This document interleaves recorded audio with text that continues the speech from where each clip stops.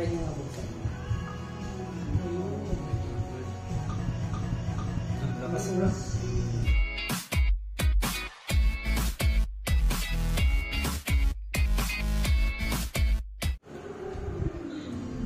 Sige po, ano. Mamaya, sa ano po. Iibat po siya dito. Try nyo nga buksan. Lakas mo. Danog yan, ano? Nagkano siya yun? Like, TMJ po ba tawag? oo. I-observe ko din si Raymond kung hindi na siya ililipit mamaya. Wala. Wala. Wala. 40 class. Mahirap yun. Migraine doon ng ano, tinnitus. Vertigo doon ng lagay niya yung kamay niya.